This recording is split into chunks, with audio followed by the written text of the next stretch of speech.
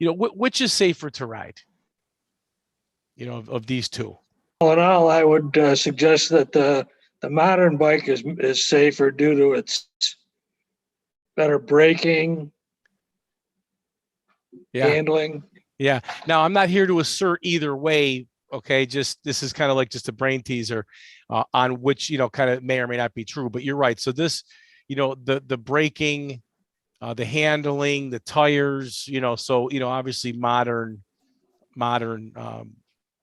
amenities, if you will make it perhaps a motorcycle safer. But if you take a look at the intrinsic designs of these things, we're going to start to break them down in this. So just to get you thinking on that one. Now, the next,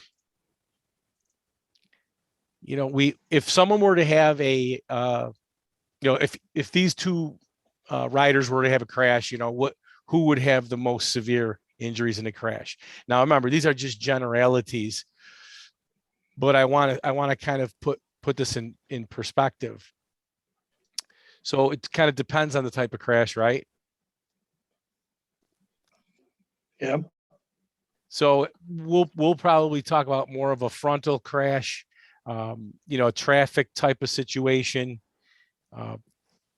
And if you take a look at the person on the right, they're all geared up, right? So a lot of times we have gear to protect us. The guy on the left, even he has boots, jeans, a helmet on, that kind of thing. But if you get tossed off the bike,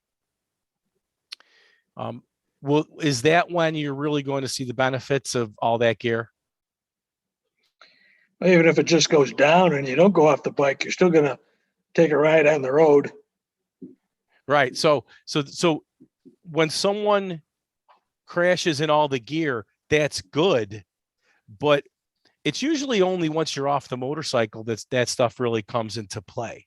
Where if you've been ejected, so if these two riders get tossed off the bike, it's going to be when they hit the ground or slide in some fashion that the rider on the right probably going to be better off. Say perhaps the full face helmet, the armor and things like that could make a difference, but generally speaking, we're talking about once the rider has left the bike, right? So a lot happens before that we really don't pay attention to or really even think about. Now, motorcycle airbags. Does anybody know have a friend or a motorcycle with an airbag on it? Myron did on his old bike, didn't he? Yeah. Does he not have one on the new one? I don't think so. Yeah. Well, a lot of people sort of poo-poo the idea of an airbag on the motorcycle. The solutions is a part 2 of this sort of little series here I'm doing, but the motorcycle airbag, it really does make a lot of sense. When I gave this talk the first time, I don't know if you remember, Jack, it was really sort of a 50-50 split, maybe even more so people thought it really was more gimmicky than anything else. But we talk about that a little bit later, but just kind of think about the airbag and perhaps a preview as to what I'll talk about with solutions. But so just a little bit of a quick preview. Now, when you're shopping for a bike, so this could be anybody in the chat or Jack, what do you look for when you're shopping in a bike?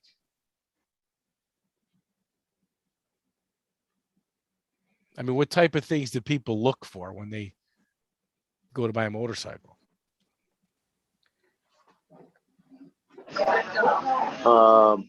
I look at what features will allow me to be safer when I ride, speed and price. Gotcha. Speed, price, and you said safety features. We're talking about like ABS. Yeah. So I crashed a 2003 Goldwing, which didn't have much on it. And it turned out that I think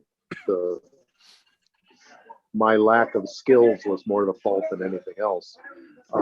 but also I think I could have done better with ABS. Yeah. And a few other capabilities my new bike has. Right. Now, Richard, you really did hit upon something really nice there. It's a good observation, and hopefully a direction people are going. Right now, and again, some of the stuff I've thought about saying before, some I haven't. But when you brought up, because I don't know what people are going to say when I ask what are you looking for when shopping for a bike, you did say speed, price, but you said safety features. Now, right now, currently, and of course we do have a seat height as well, so that the bike, someone put in the chat there, but most riders right now, if they want to pick a safer quote unquote motorcycle, they're probably going to go with the ABS, traction control, and all the new the new electronics that prevent the crash, because in my opinion, those are really the only safety parameters and features that we can choose. There are no other, there's no crash worthiness built into these machines, which we're going to get into, which comes up to the next part of the slide here. Most buyers don't think about crash worthiness. So if you think about car safety, so if you go to, you go to shop for a car, we've gotten to the point, because I teach drivers that also, we've gotten to a point where, almost all the cars built today are 5-star. I mean, they're constantly getting better. They're constantly adding crash worthiness features, the roof now collapsing, the small overlap crash. There's so many things that, cars are so advanced with this that I don't think people really pay attention much anymore. They just kind of assume that cars are 5, good. They call them good ratings. So when it comes to motorcycles, we don't have anything even close to that, because, I think it's an uncomfortable subject for people to have. It's kind of like, well, you should probably talk to your kids about doing drugs, right? Well, it's an uncomfortable conversation. So now you don't get a chance to have that discussion because, well, nobody wants to talk about it. So I'm the same way. Who wants to talk about crashes and death and injuries and things like that? It's a buzzkill, really, when it comes to ride motorcycles. No one gets on a motorcycle to be safe, quote unquote, but yet we all want to live. So riders focus on what they wear, and that's a good start. And I'm sure I know several people in here, and I'm hoping the rest of you wear good gear too. Richard, do you have something to add? Well, it's one thing to pick a bike that you think is going to be safer for you to ride, but it's only safer if you know how to utilize the features that are added to that bike. And I think it all comes down to far more the person than actually the equipment on the bike itself. Yeah, I agree with you to some extent. Like if you were to give some real modest rider, Hayabusa or something like that, and they just rode back and forth to work, and no one was on the road, and they didn't ride if it rained and that kind of stuff. I do agree that it has a lot to do with the person itself. But I will go so far as to say, I've one of the motorcycles in this presentation I actually bought a year ago, and I just had trouble keeping the wheels from skidding on it. It was a very light bike, and the rear wheel would skid on me. And this was when I wasn't really riding hard. It wasn't. I didn't think a skill problem. Clearly, I could have gone lighter on the rear brake, but I think to some degree the human is going to make mistakes, right? So, if you take a look at Mark Marquez or some of these people, they make mistakes. And so I've sort of decided that at this stage of my riding career, I want to make sure I have electronics packages on my motorcycles, especially the ones where I'm, sport riding and things like that. And I'm in the back roads of Pennsylvania and stuff like that, as opposed to taking a chance being on something that just doesn't have the extra cushion. But I do agree with you. It's kind of like, guns don't shoot people, people shoot people, right? That kind of thing. But the general idea with a motorcycle is, I think a responsible rider can sometimes get themselves into trouble. They could get bailed out by electronics and safety features like that. So, I mean, I don't think if the fatality numbers are any indication, then ABS hasn't really made much of a difference. Okay, since its widespread use, because I think there was 5,000 deaths the last they recorded. We're always around 4 to 5,000 deaths on the road. For some reason, we just can't get that number down. So then again, maybe what you're saying is true. So, but so back, I used to love getting this magazine, Motorcycle Consumer News. I somehow found it when I first started riding, and they closed up shop a couple of years ago. But in July 2006, and I have a copy of the article. If anybody wants it, I can send it to you. But I read this. This was probably, I don't know, this is somewhere around like maybe the 5th or 6th year I've been riding. I started riding about 2000. And so I read this article and I said, man, why aren't they doing certain things with the design of our motorcycle? Why are we still continuing to have these problems, in primarily front crashes, frontal collisions? Okay. And when I read the article and I did a little research, I found that, these things that Wendy Moon was the person who wrote the article in 2006. In 1970, they did a study on some of the things that we're going to talk about, or that I learned. And I mean, that's a long time ago.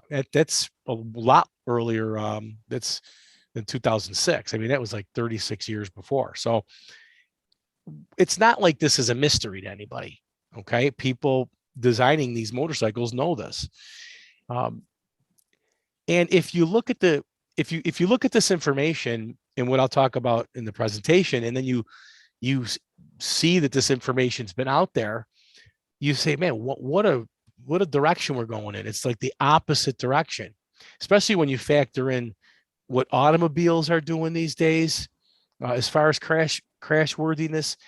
I mean, it's like they're not even trying in the motorcycle business. And again, yeah. So the injuries and things are directly related to poor design.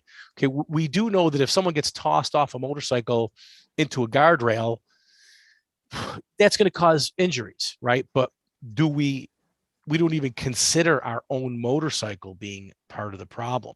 Another thing I noticed, and that you'll see, is that there really is no brand that markets the safer or the more dangerous design. Okay, it's like they all have winners and losers basically when it comes to the concept here.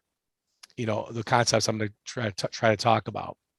And again, what I'll say is, when I came up with this information to talk about, it was just a fresh set of eyes from a relatively new rider interested in safety. I think I was studying to be an MSF coach around the same time. Okay. And I just had an interest. It was, why isn't this happening?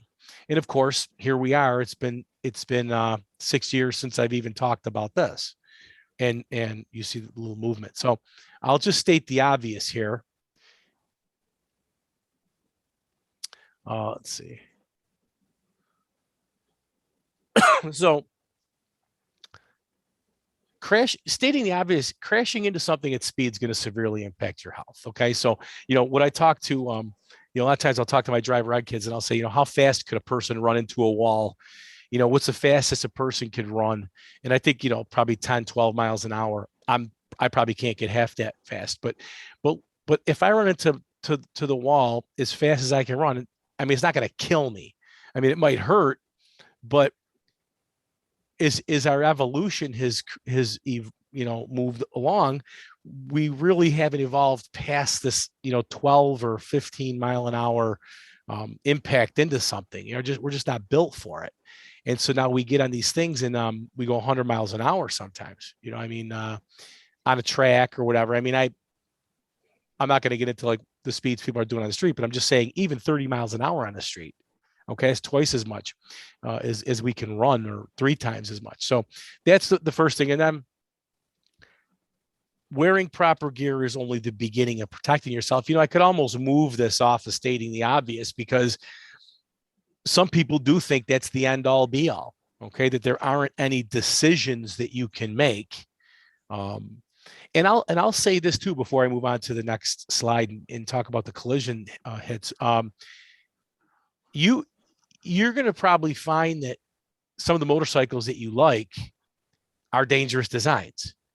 So I don't want to be misinterpreted as saying we all have to have this only one special model that meets all these criteria. What I'm saying is that at least an understanding of this may not be the best choice. You're comparing 2 ADV models. One has, a couple of features that could be safer. Maybe that's the deciding factor. Okay, even for a few more dollars. So, and again, like, we are limited to what the manufacturers provide for us. And I do think that they have provided beautiful products. We don't argue that they were attracted to them. And if you've been following the electronics growth, they're only getting better. So I just wonder to how much more focus and energy they can put into the electronics, because they're just so good. If you, like, Doug has an H2, we have people that have bikes that just, the most modern motorcycles, they really do have the most advanced technology on, especially BMWs and things like that. So you may buy something that just isn't the safest according to this, but it just means we have to ride in a manner that understands that, or that reflects that, which I'll get into it, like, again, in part 2 about solutions. But the 3 collisions that they talk about in the article, and we're talking about the frontal collisions. Now, when I first presented this 6 years ago, I was really talking about the car turning left in front of somebody. And but really, when you're going on the back roads, you could run into something. You could run into a car backing out of a driveway as you cross the hill. Even in the country, even in the country, you can hit something head on. And that was one of the things I really discounted back when I first taught this. Because I know, as a fact, we have to slow down in the back roads because our group has kind of picked up the pace, and you're not going to really win if something's in front of you. Okay. And so I'm trying to limit the surprises for myself and you as well. So again, it doesn't have to be in traffic situations. It could just be, something on a back road. Now, I'm going to show you a crash test video, but I couldn't find back then, and I haven't looked, but I haven't seen anything where there's crash tests on motorcycles like there are cars. Right now, if you go to buy any car, you could go on NHTSA's website and you could see how it crashes. You could actually see every different angle that car can crash at 30 miles an hour. And I couldn't find any videos that really demonstrated crash tests for a specific model. Most of them were to demonstrate airbag vests or things like that. But this one was a demonstration of of a collision between a motorcycle and a car. And there's 3 hits, 3 collisions when you run into something in front of you. So we're going to have to take a look at them one on one here. So just kind of watch the video. Hope you guys can see the video. Fine. So the first thing is the motorcycle is going to hit something. That's going to be a collision. Then the wheel is going to push into the motorcycle itself, which is a collision. And that's kind of the first collision's 2 parts. Then the second part is you hitting the parts of the bike. And then the third is the rider hitting something. This particular video, it doesn't show the rider hitting very much. Okay. but there's a Goldwing video where it's a minivan, and before the airbag goes off, the dummy just plows into the side of it. It's pretty unsettling. But I'll just show you again so you can just see with the 3 hits. The 3 collisions are very important to what we're talking about. So this is going to be a shock in the first part. Then the wheel hits. That's like a bam bam. Then we're going to then we hit the motorcycle. Okay, so our body strikes the motorcycle. So gear really hasn't done anything really for me up to this point. Okay, now when I start to hit the object, my helmet might be doing something. But up to this point, I may have injuries from hitting the tank and some other things. And so that's how we're going to sort of dissect the safety aspect. And I think this is what they were talking about when they did their research and when Wendy Moon wrote about this in 2006. Any questions about chat or unmute? Any questions about this particular the 3 collisions? What speed? So this here would be any speed. Now, normally, I know crash tests are done at 30 miles an hour for NHTSA. This particular, I'm not quite sure what the speed is for this, but we can, I guess, well, actually, it's funny that you talk about that. Not funny, but I mean, it's interesting that you do, because 2 slides from now, we're going to talk about speed, Richard. We're going to talk about the amount of energy that now your pelvis strikes here. Okay, that is relational to the speed you're going. Okay, and yeah, speed makes everything kind of worse in this situation. All right, but that's really good. I'm glad you brought that up, because we'll talk about that. So this rider here, okay, that got shot, that I mean, I kind of let off on I kind of tipped my hand a little bit. What are some of the injuries that this rider is going to experience? So although it says BB Greenberg, this is actually David Greenberg, known as Jersey Dave on some of the forums. Okay, Jersey Dave, how you doing? I'm good. And I am an emergency nurse, a trauma nurse. So when people crash their bikes, they get flown into me in northern New Jersey. Gotcha. Would you say your first name was? I'm sorry, David? David, yep. Yeah. Now, so go ahead and tell us, and by the way, thanks. We really appreciate people like you, I'll tell you, help put us back together. What are some of the things that you see? So initially, as you kind of pointed out on the bike, when the bike first hits the vehicle and you're going straight, you start to go airborne. But before you do that, you hit everything up front, whether it's the gas tank or the windshield or the handlebars. And we separate our pelvis, and we break our pelvic bones, and we break our femurs, and we break our tibs and fibs, our legs. Okay. And then once you fly off and you get ejected, then obviously depending on what hits next, and depending on all the gear all the time or not, then we're talking about head injuries, we're talking about broken bones and the like from that, and also obviously road rash and other assorted niceties. Wow. Yeah, there you go. And so all those things you said there, you'll probably be able to reduce that list to what I have here. And I didn't even include everything you said, but we're going to see some of the things that you said, David, were sort of unfortunate events where, we're going to have a twisted ankle or have to wear a cast and stuff like that. Where I like to kind of focus here, and where I think that the emphasis should be placed, as you said, the pelvis and the brain. These are 2 areas that I think are probably the most important to sort of to protect us from a fatality perspective. Okay, obviously, there might be some internal things, fractures, abrasions. I'm sure you have to help people,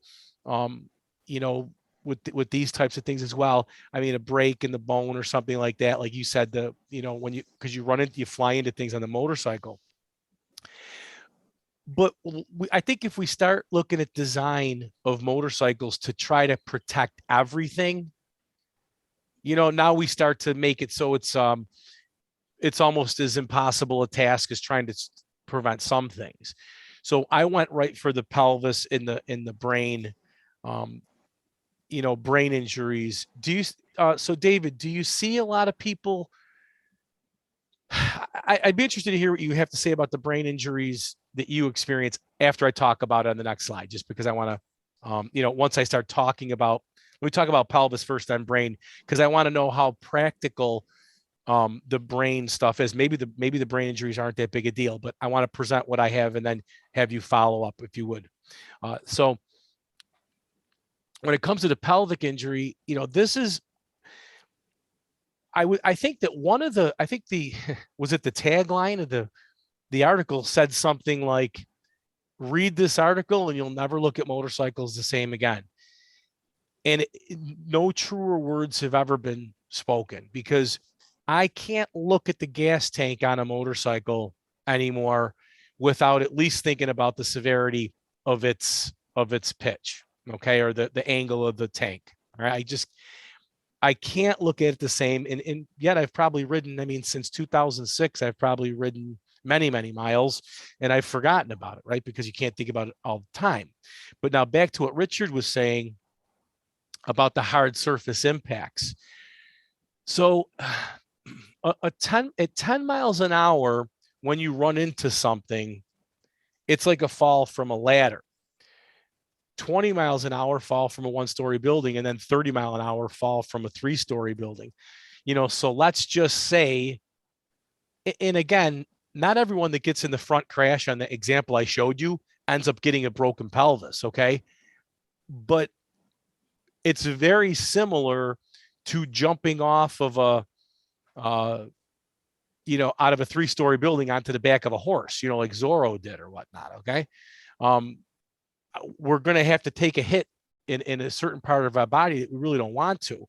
So now if you consider you're going 60 miles an hour or 50 miles an hour, the impact can be just downright nasty, right? So now, again, these are just things that I have been, told, and now I'm kind of assimilating that information.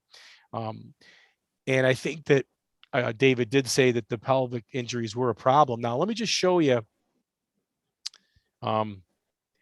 Tank slope determines the injury severity. And if you take a look here, let's just watch. This is the second hit. So there was the first hit of the bike hitting something. Now the rider hitting, okay, right there. So this has to be fixed, okay, if we're going to prevent injury. No, Richard, it's fine. That's funny. No, you got this. But I actually hope that someone could come up with some solutions here. I know, because that really does make us a little crazy. So we're going to talk about the pelvis thing, and oh, by the way, remember, we haven't even left the motorcycle yet. So all our ATGAT, we spend thousands of dollars on equipment, yet it hasn't done anything for us at this point. And I think I call it like the groin crunch, just to make it so it's not, something we can, sort of wrap our brains around. A little bit easier to say groin crunch, but you don't want to be running into that thing in a front end crash. Now, any questions or comments about that one? Now, the brain injury one, there's 2 brain injury issues that they talk about. And again, like, I'm only getting this from the stuff I've read, okay, because I haven't really seen much on this. But obviously, when there's a crash or something like that in the videos you've seen so far, the rider's head slows or stops, okay? But the brain keeps moving inside. And that, we learn about concussions and things like that. If we could take only so much injury to our brain. Now, we haven't hit anything yet. So what happens is, you can see that when our head goes back and forth, or if there's if we take a hit, I think they're trying to work on rotational injuries, rotational brain injuries with certain helmets. You got the 6D helmet. I wear one that's called a Cali helmet that is trying to work on that because it's a lighter helmet. So we haven't even hit anything yet with our head in this first slide. Yet our brain is getting tossed about. So if we take a look, just think about what's happening to the brain in our head on the first, second, and third hits. So we will get a jolt there. And then I guess that they have a special name for like 2 jolts in a row, which gets us moving quickly back and forth. I think it goes from the front to the back of the brain. Now we have another one because our pelvis was held up at the fuel tank. And then now if we were to hit something with it, we could cause more shifting of the brain around. Okay. So again, that's just a brain injury there. And then I'll do one more brain injury. Then maybe this is the other part of it. And then I'll just ask David if he sees any of this or if he would even know about this. But so a sharp jolt. So if we get a whack in the head, we can get some brain injury. This is actually I forget who made this Icon. Some helmet brand made this. It's based off of the Hurt study, I do believe, or something similar, where they actually measured where people crashed on their head, like the part of the head that or helmet that hit. And so we know that when the head takes a whack, you're going to get some bruising, swelling, all kinds of stuff like that. And the second and third hits. Okay, so now are we going to? Oh, you know what I did here? I put for the second or third, if there was a windshield, okay, let's say that this motorcycle had a windshield, our helmet would hit the windshield, is I think what I was thinking on that. And then if we were to get off and land on the car's hood or whatever, then we're going to have a second. That would be the third hit. That's our body once thrown clear. Okay, so that was the second. And then, that's the third hit. We're clear to the bike now. So now, I guess my question to David is, do you guys see this kind of thing? Certainly everything you've said and everything you've shown is exactly what happens to an even greater degree. Because the first slowing down, your body slows down, it hits something that stops. All of your organs and your brain are still moving at that 20, 30, 40, 60 miles an hour. They hit the inside of your body, which is the front of your skull, and they bounce back to the back of your skull, the coup contra coup kind of thing. And then when you finally get ejected, now you're hitting again, either the windshield or the car. Ultimately, you're ending up on the ground, on the sidewalk, on the pavement. And ultimately, your body's going to stop, but all of the organs and your brain inside are still going at that speed until then they stop in that final impact. So there's a primary injury, a secondary injury, and a tertiary injury. So you do see a lot of stuff just like that. And clearly, depending on where it is depends on the severity of the outcomes. Now you're in New Jersey, you said, right? Correct, Northern New Jersey, Morristown Hospital. Okay, so so you're in New Jersey. So do you guys have a helmet mandatory law there? Yes, we do. You do. So you're not seeing people without the helmet crashing. Well, we are a little bit because Pennsylvania, which is right next door, does not have a helmet mandate. Okay. So if they're close to the Jersey border, they may get flown back to a Jersey hospital versus staying in a Pennsylvania hospital. Gotcha. So would you say that the pelvis and the brain injuries are the big ones? Yeah, I think on the certainly on the ejections and on the frontal accidents, they certainly are.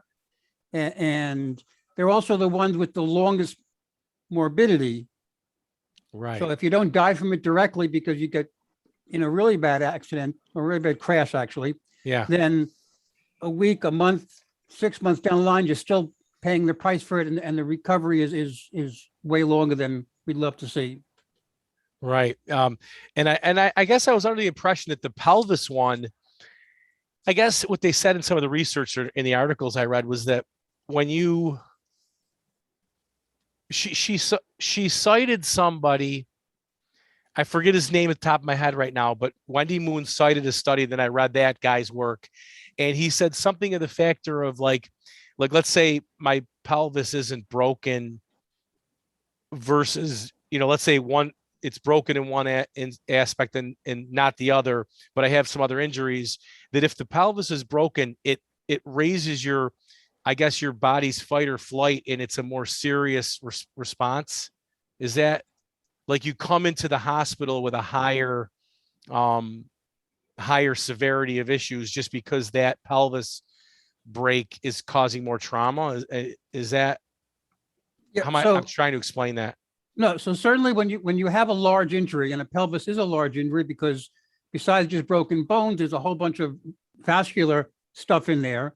So there's more bleeding, there's more obstruction. So clearly, when you see a major injury, they get many more concomitant issues also down the line, or with Right. that when you first arrive. Right. So now that we're all ready to golf and get rid of our bikes, okay, Richard. But the idea is, I mean, we can't. I guess we have to do the things we like. Even David himself rides, and so, and he sees this on a regular basis. I'm assuming you're a rider. You said you're on the forum somewhere, so I'll have to get your contact information before we leave. But, so the other injuries, okay, and this was sort of what David was talking about. Anything in front of you can be hazardous. I try to think about those things. I mean, I'll have like a GPS in front of me. I have a windshield. Some of those tank bags, people bolt right down to the fuel tank, which it isn't going anywhere. And so like I said, I've always thought about what's in front of me. Does that stop me from putting things in front of me?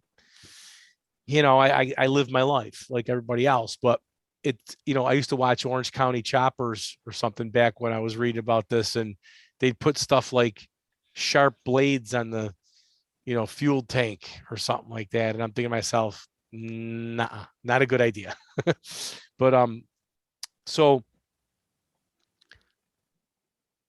I basically, you can see the bullets right there. Your handlebar height may be a factor, fractures, I had a problem when I crashed my bike, and the only thing that hurt me was my hands. My hands like right here, and I think it's because my hands must have come off and whacked the mirrors or something like that. I couldn't figure out why it was, and that's the only thing I could pinpoint the injury to, because nothing else hurt on my body. I bounced up, thank God. But handlebars, mirrors, these things, can make a difference. But I still think that tank is where the real problems are. But then again, if you get your yourself put into trouble with the other things, you could have the same type of thing. So again, other injuries. So I'm going to move to we're doing real well on time, because I didn't want to take too much time to really lay this out, and it's a long discussion, relatively speaking. But the other, let's see, front. So here were the front impact crash goals. So we're gonna start to get into, in the next 15 minutes here, what should be the goal. David's told us all this stuff that's backing up everything I'm putting in here, and he's got more colorful ways of saying it, and he sees it on a regular basis. But so what could be the goal here, the answer here? Well, we want to slow the rider's forward momentum before the impact. Okay. We want to diffuse the energy, and the optimal situation is the rider gets thrown in clear, slides to a gradual stop. Now, yeah, if you slide off a cliff, that's going to be a problem. Or if you slide into oncoming traffic, that's going to be a problem. But what I'm saying here is, if you get injured by your motorcycle and then those other things, now you're, it's an even worse situation, right? So we need to assume that I guess if we could just leave our bike safer, I'm saying with these two first bullets, if we can leave the motorcycle, that could be our baseline as we drive towards safer designs from a manufacturer's point of view. Now, what I'll show you here, this is so this is sort of how we want to crash if we can, right? He just lets the bike go. He slides in his leathers. Now, if you're wearing a pair of jeans, that won't work too well. And you could see his head did hit. He did strike his head, in the gravel with his helmet. And these can be, these tumbles can really hurt you. Okay. If you're not wearing a good helmet.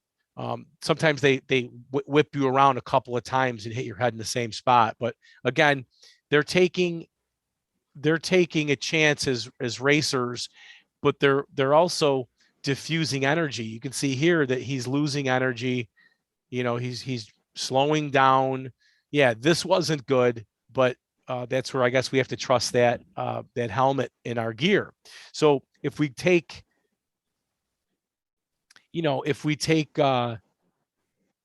this street rider, okay, and he's not as likely to crash in a low side like this. This is, the low side crashes, Marc Marquez just loses the front end, okay, right there, and so he's going to slide. Well, this rider, okay, I mean, if he's in the corner and he's sport riding, yes, he could have the Marc Marquez low side, but the way I look at this motorcyclist here, he's just commuting or something, he's riding around the town, and for him right now, the biggest risk would be, another vehicle and running into it. So, if you just kind of take a look at the slope of the tank and that kind of thing, you start to get an idea, of where we might have to start going with this. So, questions or comments?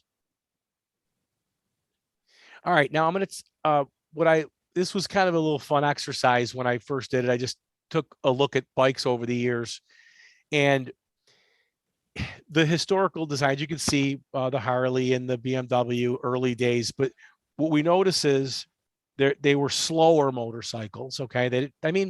Surprisingly, some of them went pretty fast in like the 1920s and 30s. I mean, comparatively, they have spoke wheels. And if you ride off road, spokes are good for absorbing energy. And there's really not that much in front of the rider to hit. So, I'm still blown away by people riding motorcycles like this. And I complain when like my heated grips don't work or something like that, but this is how people used to get around. And then, so more than, 40 years ago, a little bit more probably now, but, these were designs, the Honda, and in the BMW, they kind of have more of, they're faster. They're a little faster than the earlier picture, but they still have spokes. They still have flatter tanks. Okay. So there's, the fuel filler, cap is sort of menacing there, but it's still a pretty flat, tank. All right. Now, if you look at, this model year, the Vetter screen came out, people wanted to go greater distances on them. Maybe the tanks got a little bit bigger. All right. Now we come up to current designs. And if you look at these, they're much faster. The tanks have like a hump design to them. And I would say that this is probably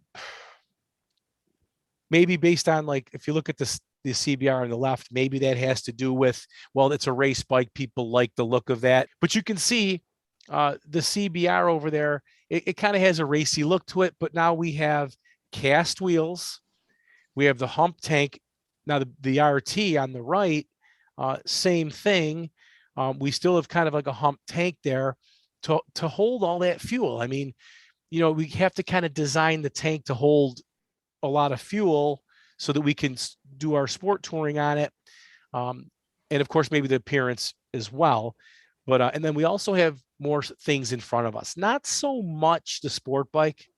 As a matter of fact, it looks like there's really not a whole lot there past the hump. Gosh, if you make it past the hump here, you're probably going to be in better shape on a full blown sport bike than something like a sport touring bike where you have all the gadgetry and the whole front end there, right? So this is sort of where we are. This, I was starting from old to new, and now I go back to old because, you know, what's old is new again with Harley Davidson. And if you take a look at cruisers, not much has really changed from cruisers. You know, you can see the tank slope, you can see the spoke wheels. You know, there's, you know, one might even say this isn't really that fast a bike compared to, let's say, you know, today's sport bikes. All right. So I'm sure it's plenty fast to hurt you, but those are some of the historical trends there. Now, the other trend that I have here is what I call the Duke trend. Now, in 2005, you can see this was like a supermoto style bike, kind of like a more hooliganish bike. And then there was the 2010. Now, this was the motorcycle that I just got after I wanted for all these years. And I sold it because I just wasn't happy with some of the braking performance on it. Now, they're really designed to be more, I guess, supermoto style ridden or whatnot. But if you take a look at the time when I made the presentation, we're looking at the slope of the tank as very shallow, almost like a ramp, if you will. So you can see within those 5 years, they kind of kept the same look. But now, once 2015 rolled around, they sort of went the opposite direction and they started to put a hump in the tank.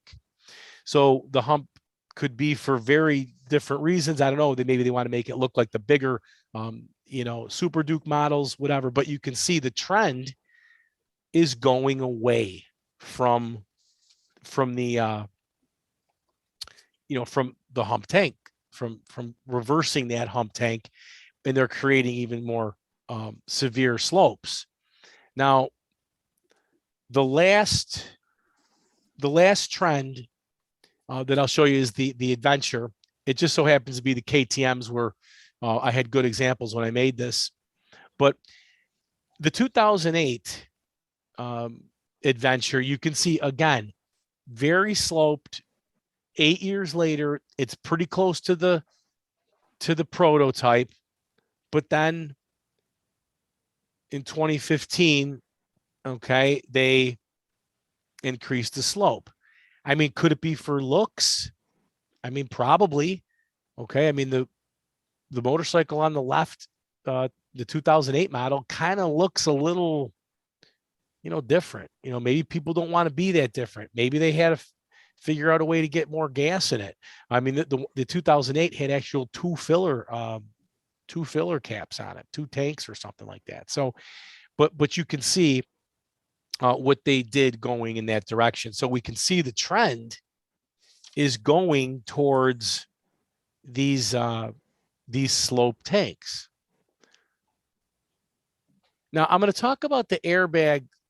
I wanted to do that with the solutions. I'm just going to show this to you because I have one last slide. The airbags, I'm just going to show you this. It's about a minute or so.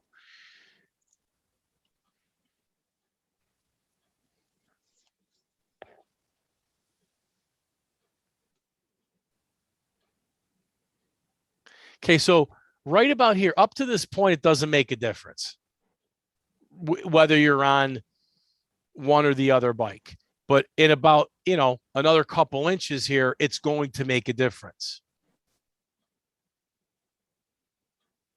You know, it's not a pleasant discussion, but I'm sure David sees what's happening here. The legs have, you know, look at the toes are pointing in now where they're not here because this dummy's pelvis just took a hit.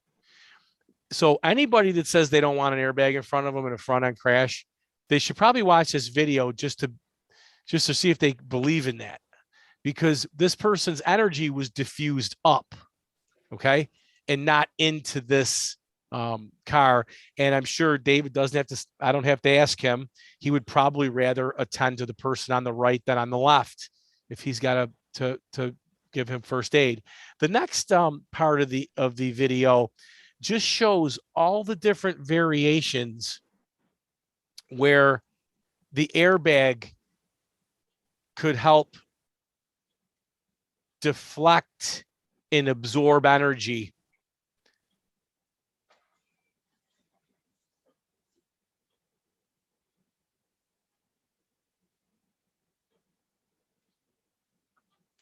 Now, is this going to help you if you blow it in a corner?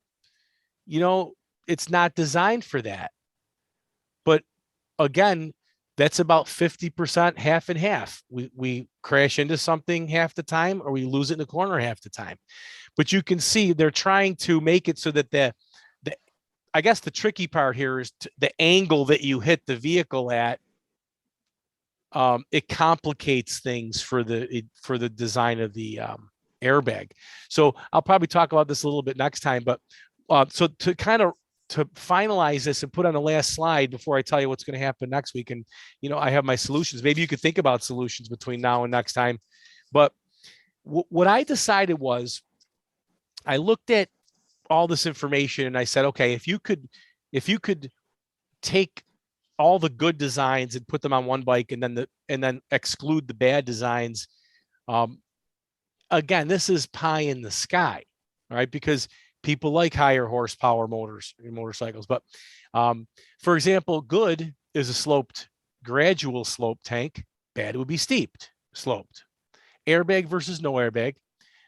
A better design than the other would be spoked over cast, because the spokes are going to absorb energy. A longer wheelbase. Now, I did try to get information on this, and if there's scientists that ever pay attention to this stuff, they may be able to explain better why this is. I guess when the rear end lifts up, it causes trouble, that kind of stuff.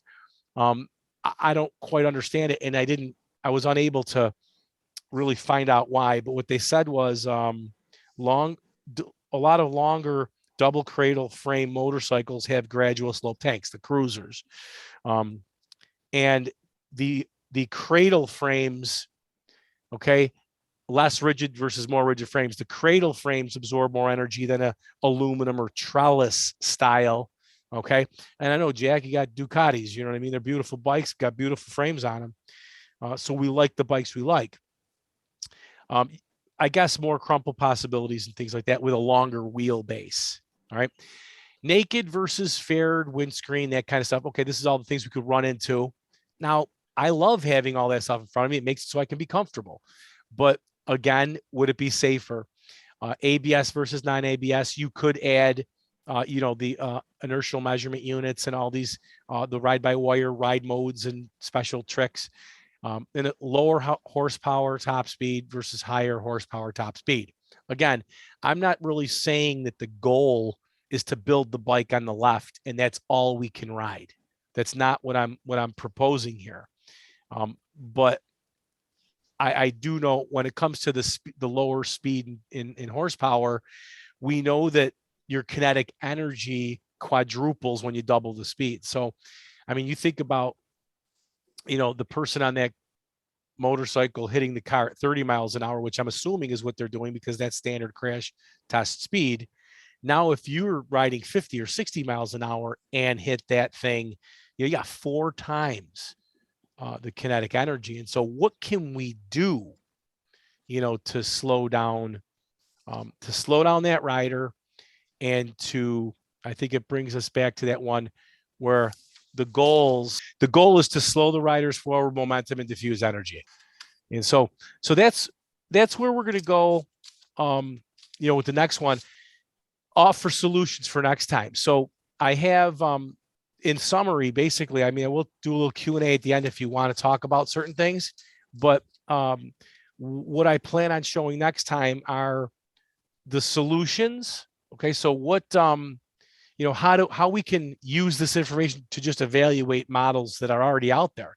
So even if the motorcycle industry or nobody puts together, a crash worthiness standard, we can look at the motorcycles ourselves and judge, hopefully, what's going to help absorb the energy in a crash and deflect it or whatnot.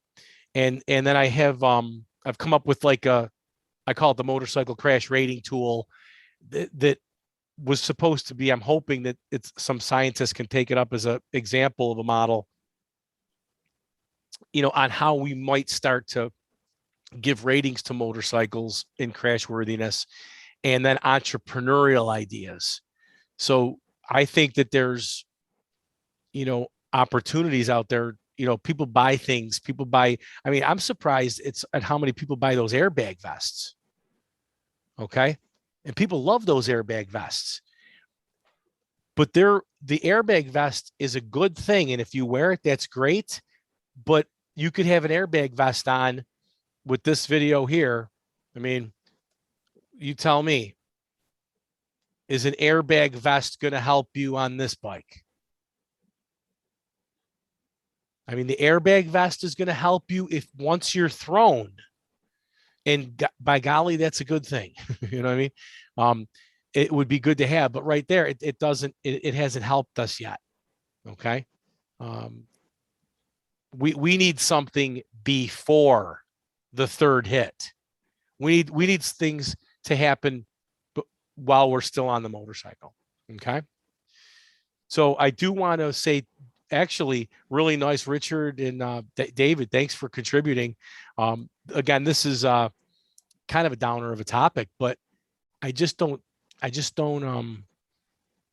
know what the reasoning behind ignoring this is in the industry. I guess because people don't want to expose the vulnerability.